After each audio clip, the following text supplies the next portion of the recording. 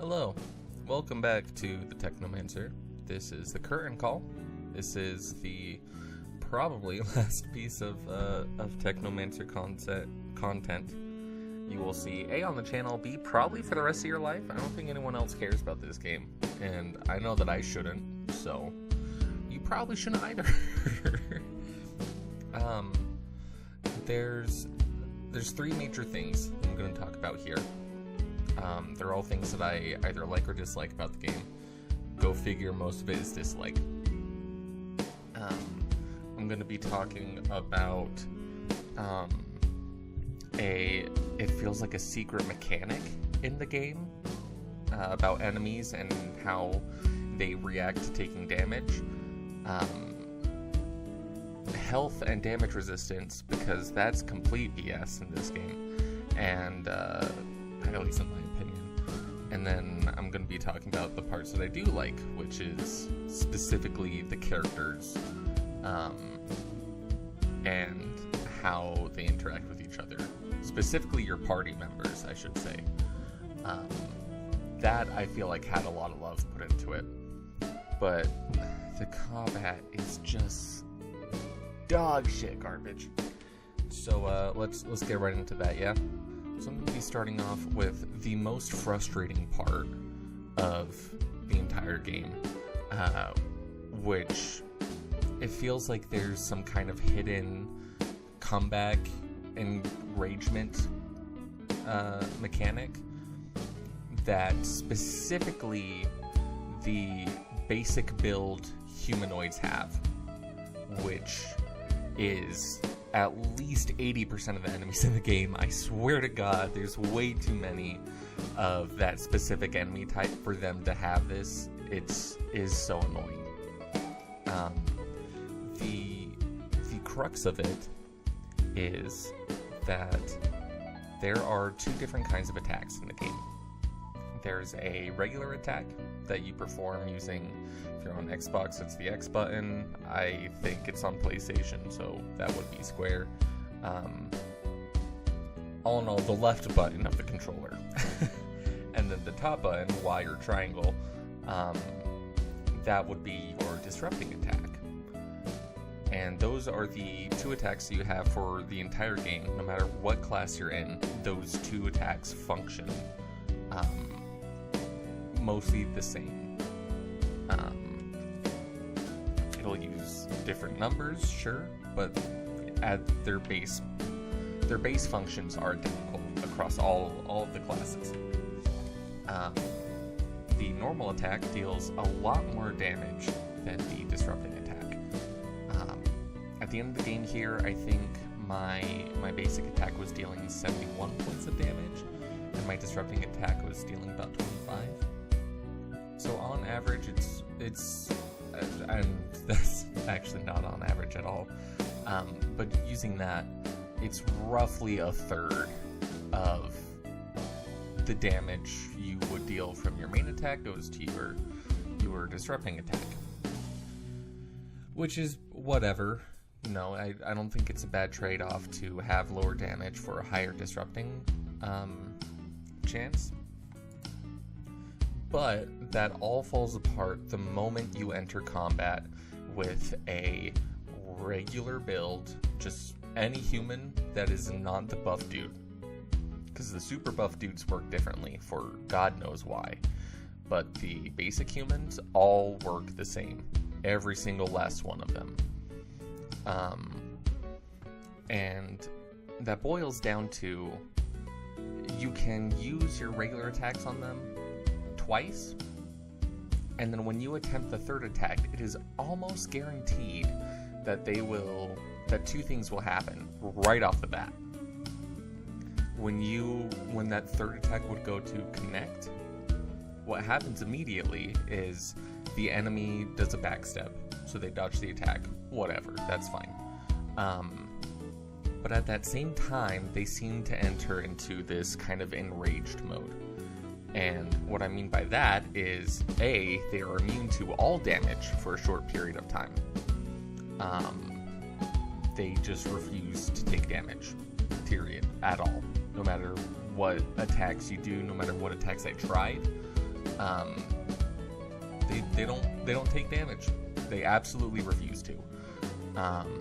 And I've tried a few different things. It's not for a super long period of time, but it's long enough to where if you have another attack lined up, either from buffer or that you were just planning on attacking again afterwards, that what would be your fourth hit in the combo is completely ignored.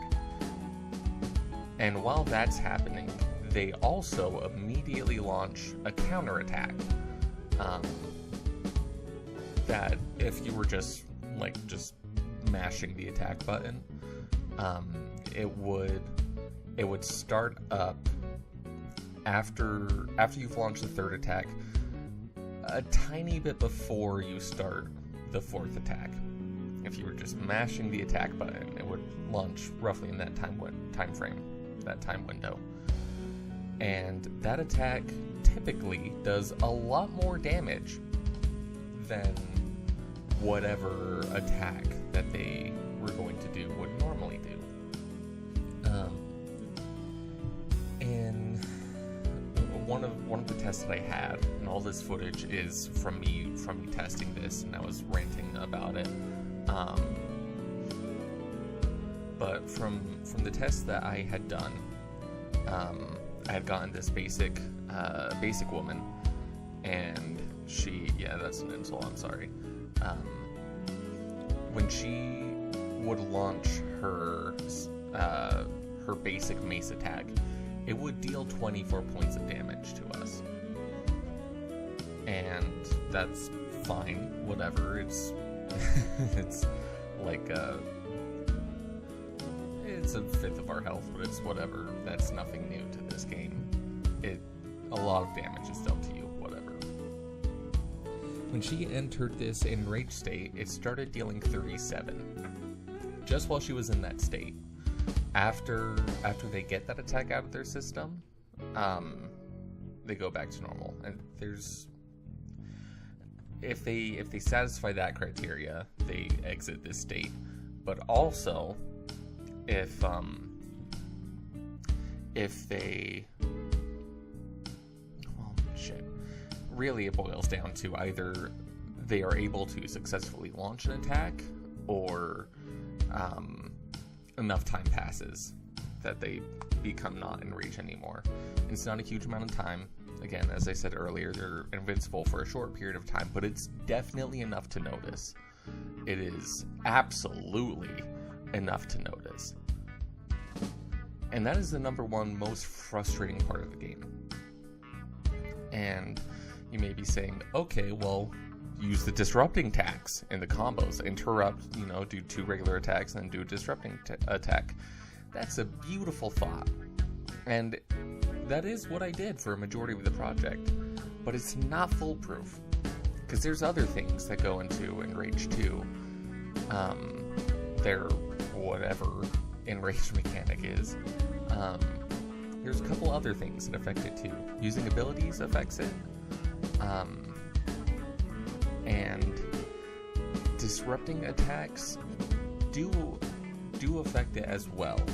It's not foolproof just to use the Y button.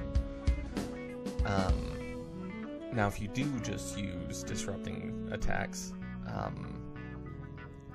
it does take much longer for them to build up to that state where they just decide, no, I'm not taking damage anymore, I need to hate you so you stop attacking me, and then we go back to neutral. It was such a weird mechanic to have in the game and to not talk about it literally ever. No, at no point of time in the game, there is no death text, there is no tutorial, there is no fucking tooltip or in-game hint in the game that mentions this remotely. And it doesn't show up on every enemy. It only shows up on the base build humans, which are unfortunately a majority of the game's enemies. But you try this against storm locusts, you try this against moles, you try this against the buff people, none of them will do this. No other enemy in the game will react this way to taking damage like this. And it's so weird that it feels, the way that they don't talk about it, it feels unintentional, but it kind of feels like this is how it was supposed to be. It feels so weird. I cannot illustrate how strange the combat feels. Specifically with this group, with this class of enemies. It doesn't matter which fighting class the enemy are, it will happen with all of them. It'll happen with the guardian enemies, it'll happen with the warrior enemies, it'll happen with the rogue enemies. So long as they're all base build, it'll happen. Period. No other enemy type in the game reacts that way. It's insane. So I spent some time wandering around, fighting people, fighting things, dying, and I would press the X button 3 times and I would see what they would do. Because while it doesn't always happen on that 3rd attack, 98% of the time it does. Very rarely it will not happen. But it will also happen at other points of time. And again, as I said earlier, if you use skills during combat, you get punished for that. Because it builds up this secret, enraged whatever. It breaks the game just enough to make the enemy pissed to become immune to damage and launch a counterattack against you. It's so weird.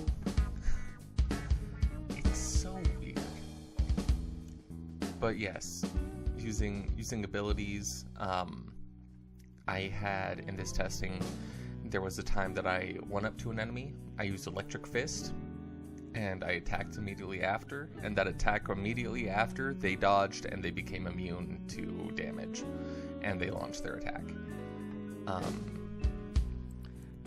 And I bet, there's the occasional person that would be wondering, how do you know if they're truly immune to damage in this thing? And that's because I tested it out. I tested it out a fuck ton. Not only in this one session that I use for this video, at least a couple of times in every recording session for this game, I would try this out to make sure I wasn't going crazy, and every single time it would happen. I don't know if ally attacks, like from Amelia and Phobos here, I don't know if those add to this meter, but it hardly matters because half the time they miss their attacks and they don't really deal much damage in the first place anyways. So it's so weird. It's so weird and so frustrating. If it was just, every 3rd X attack, this would happen, that would be fine. But there's a bunch of other circumstances where it'll still happen. Sometimes on the 2nd one, they will attack. If you run away and use an ability and you come back, sometimes they'll just be pissed off enough to where that first attack, they say no. No, actually. I'm not taking damage from this, and you're gonna take like 1.5 times my regular damage. It's wild. There was an enemy in this session that was, it was one of the shooter classes that just has the gun and would shoot, they'd either do the one blast or the one shot, they do the shotgun blast, or they do like the whole assault rifle spray and pray thing. And I had one of those enemies, their basic attack would deal 6 points of damage to me. And one of the times I got him enraged, and most of the times that I got him enraged, the damage didn't change, but he would do the other stuff. One time's just fucking hit 21 damage for no reason. I have no idea why. I can't contemplate why it would act that way. And And I could spend the entirety of this video just ranting about how that single mechanic makes the entirety of combat feel like hot garbage, which it does. Don't get me wrong, it does, absolutely. I need to talk about other things. The other main thing is how they deal with calculations in this game. It is fucking weird as hell. And I was tipped off to this by playing casually, actually. In a couple of the times, in a couple of the millions of times that they have you run back and forth between Noctis and Ophir to get quests done, there's a bunch of Locust Moss that you have to fight every time that you go in or out of Ophir. And those enemies give you 138 experience. But if you defeat 2 of them, you may think that, oh, this should deal fucking whatever 138 times 2 is. I already forgot. I was talking about this the other night and I was getting very heated about it. You would think it would deal, or you would gain 276 experience. You do not. You gain 275. Which tells me one of 2 things. One, for whichever reason, when you defeat multiple enemies close together, you get 1 less experience point, which I do not think is the case. Or 2, the experience points are decimals. There's a full number and there's a decimal attached to the back, and that the real experience value for Storm Locust, the little guys, is somewhere between 138.5 and 138.7. So that way one time, or sorry, not 138, 137.5 or 137.7. So that way when the game looks at the first number, it rounds up to 138. But if you add 2 of those close together, it'll add up to 275. Because, oh, yeah, 0.7 plus 0.7 is going to be 1.4, which is not enough to round up to the next number traditionally. And that single thing is so goddamn weird because, to my knowledge, through none of the time that I've played this game, none of the items that I've looked at, none of the equipment that I have gained, none of the upgrades that you can perform to equipment, none of the abilities that you get from any of the trees, from skills, from talents, from attributes, none of those affect how much experience you get. So it's weird to me that they have a decimal place, because why would you do that to yourself? Why would you go through the trouble of dealing with decimals when you could just remove them and not deal with them at all? There's nothing that the player can do that'll change one of those integers into a decimal, into something with decimal value. There's nothing in the game that changes experience. So why would you have a decimal value in experience? Why would you do that to yourself and make this weird circumstance happen? Most of the time you don't see it, because most of the enemies in the game give you like a multiple of 10. But not Storm Locusts, not the little guys. They give you 138. Or 137.5, or 137.6, or 137.8. Or not 8.7. It cannot be 137.8, because if you would add 2 of those together, it would be it would be 275.6, and that would round up to 276, thus ignoring this entire thing that's happening. And that's weird, and that made me wonder if damage is also decimals. Because odds are this wouldn't be present in just one random thing. I thought that it would be a decent bet to say that multiple, if not all, systems that are dealing with calculating numbers are dealing with decimals for whichever fucking reason. And at least for damage, it makes sense, because all the damage resistance in this game is done by percentages. My god, I can't pronounce today. Percentages. And so that would make sense for decimals to be present in either damage values or, you know, health damage reduction values. That would make sense. Problem is they don't tell you about any of that shit. And so it doesn't, damage resistance comes off really weird because it's always in percents, but you don't ever really know how much less damage you're taking because of that. Because there are a lot of attacks in this game that are very low damage, and so changing a couple percent in damage resistance doesn't necessarily change anything at all. I personally think it would be a lot better if they just did flat damage reductions. This piece of armor gives you -3 to damage. This piece of armor gives you -1, gives you -5, -2. Because that's roughly similar to what, you know, that would be a lot more effective, don't get me wrong, than a lot of pieces of armor actually are in this game. A lot of the armor is not terribly effective. And I know that because I also did testing on this, on a couple different attacks. I didn't write down every number from every attack I came across, but I just took a look at a few.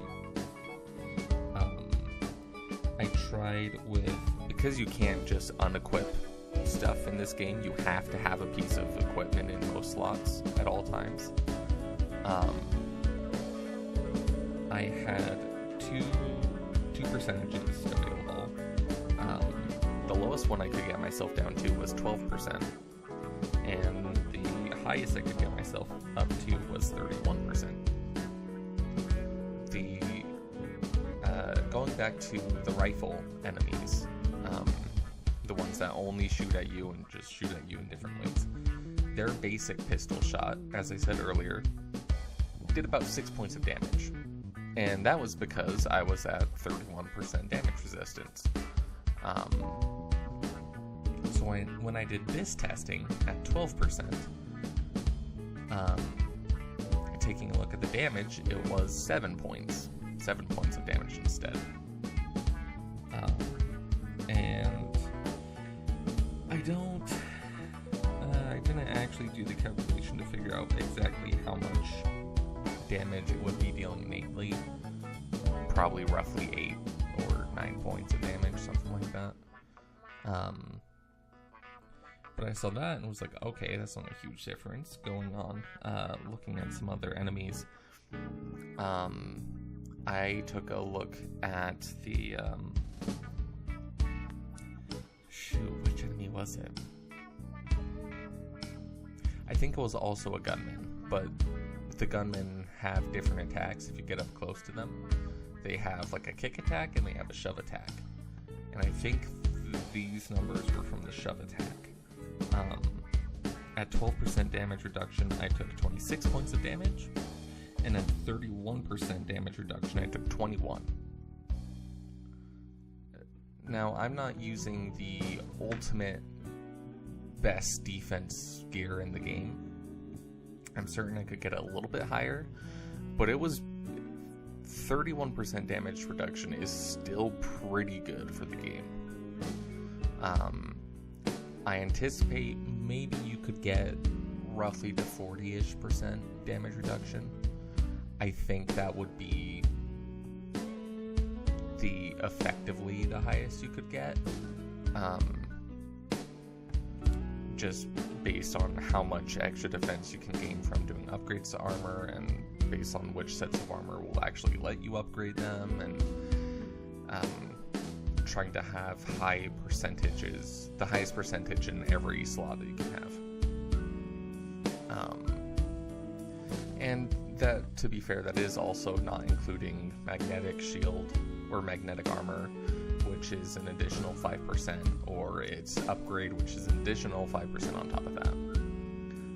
So maybe you could get to, it might be possible to get to 50%, 55%. Might be possible to get somewhere in there if you only built into doing that.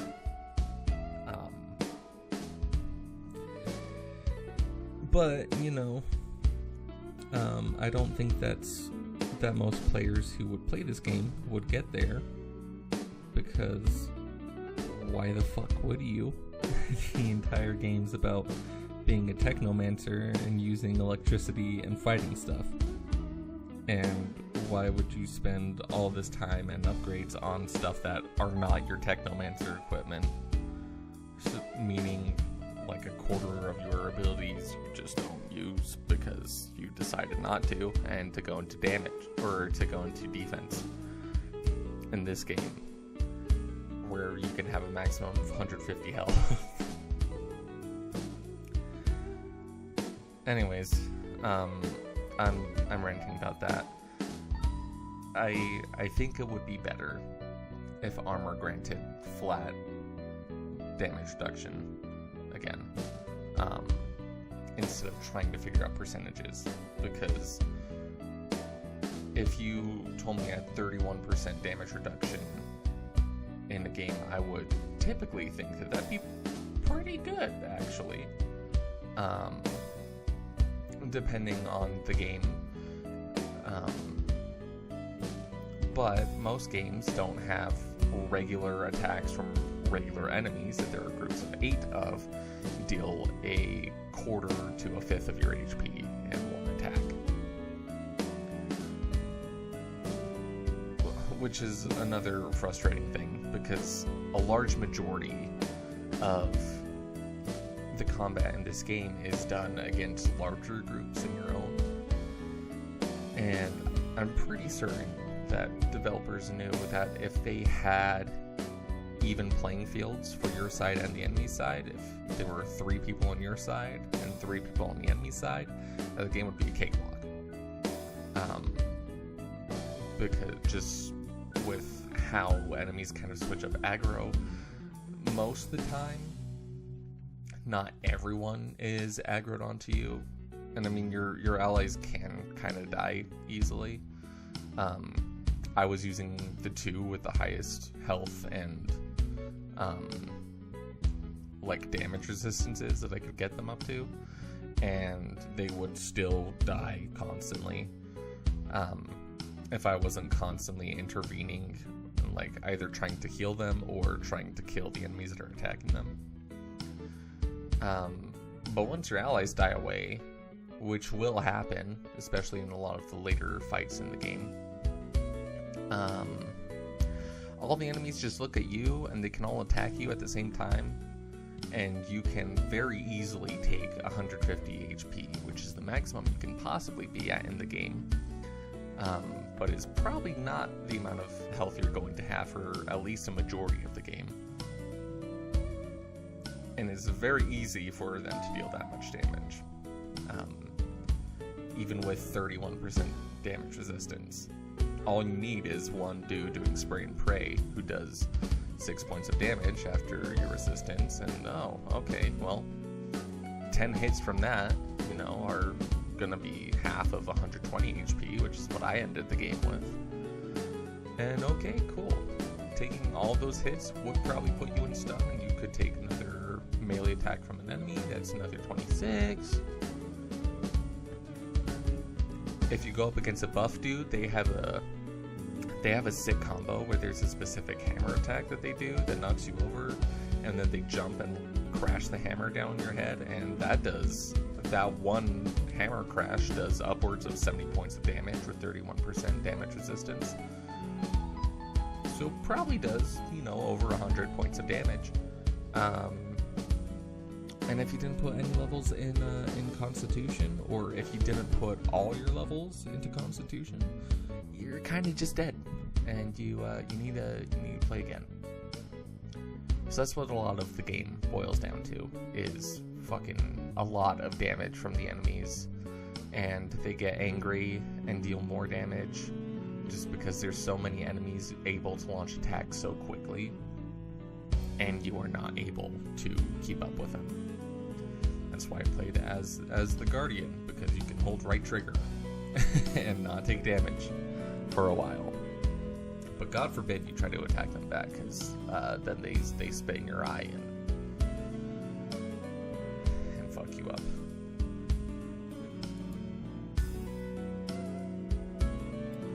The one thing that I do really like about this game is the characters, specifically your party characters. The whole deal with Rufus felt kind of weird. And I think it's apt that a lot of people in the game describe him as a psychopath, because it doesn't fucking make sense what he's doing the entire game. That he's expending all these resources just to get ya. I'm just trying to get ya, Mr. Mancer. Like, it doesn't make... Whatever. No, it's fine. He's a psychopath. He's fucking crazy. I'll accept that explanation. But all the other characters, I spent a lot of time skipping dialogue in this game, because I'm gonna be honest, a lot of it's pretty fucking boring. But a lot of the dialogue with the close party members, specifically Scott. Scott is the funniest character in this game, and whoever voiced him did a phenomenal job, because they really did get down. Him just being an old dude and just kind of rambling about a lot of stuff and trying to get back on track and then falling off and then coming back. And I don't remember what we were talking about. I was kind of just talking about animals because I like talking about animals. They fucking nailed that. Scott is so funny to listen to. He's the best character in the game. It's truly a treat to hear him. If you ever play Technomancer, sit around for Scott's lines, because they're really good. And Zachariah is, I think he's done all right. He's supposed to be a jaded dude who's always been told to be a soldier and not be, he said at some point in time in the game, yeah, we're made to be soldiers first and Technomancer second. And I think that comes across well. Amelia is pretty funny. She's a quirky individual. Phobos is a wonderful character design. This big old buff-ass brute who speaks the most eloquently out of anyone in the party. It's awesome. It feels so nice to see that, especially having seen all the other mutants in the game. And they do not talk like that at all. It's really nifty.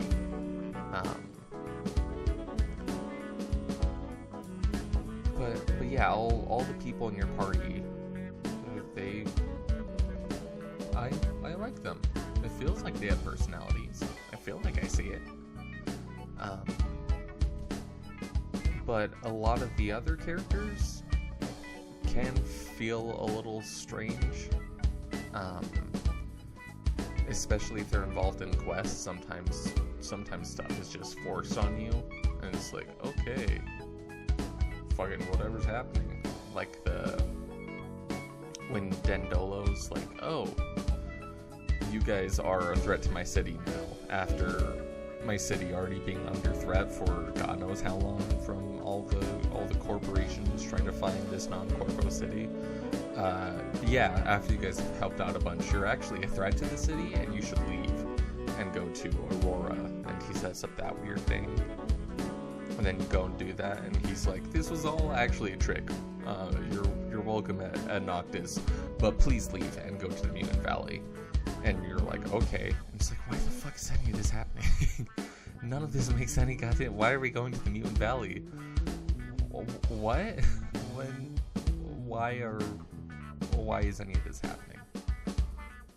And there's definitely a handful of points of time in the game that just kind of feel like that. When you're getting kicked out of Ophir because of Rufus. That feels super weird to play through. Just because it's like... it feels cool, but it feels super weird that just all of this starts happening really fast. And it's like, okay, I don't understand why any of this is happening or why I'm here really anymore. But okay, I'll go. It's wild. But yes, the characters in and of themselves, they feel fun. Even Rufus, you know, occasionally when he's talking to you, is like, oh, this weird, you know, eclectic character. I think they do that well with a handful, and thankfully the most interacted with characters. I feel like they do that well. Having their interactions between each other and yourself. But yeah, that's about where I think the blue skies end for the game. It's just because most of the game is combat, and the combat's so bad. You don't have a great understanding of how much damage you're going to be taking compared to how much damage the enemy's dealing. You have to deal with this random ass mechanic that may or may not be intentional. It may or may not be intentional. And you just have to live with it for the entire game. And that was responsible for at least half of my 150 plus deaths. Let me actually see how many times I died to. Let's see. Part 2 only had 10 deaths. I died 129 times during this game. During this playthrough. Which is, you know, a lot. There's like 8 deaths an hour, roughly. And it wasn't really that, because there was a lot of time spent just walking back and forth from Ophir. So there was a lot of time that was just one fight that I would die on for an hour. Anyhow, I don't think I want to talk about Technomancer anymore, so we're going to leave it there. I'm excited for the next thing we're going to do. You might be thinking, oh, it's going to be another big RPG, just with a slightly different format. Nope, it's gonna be something fucking stupid. It's gonna be either like Kung Fu Panda or Bakugan or some shit. It's gonna be something really stupid that I can actually enjoy. So anyway, stick around for that. God forbid, don't play Technomancer.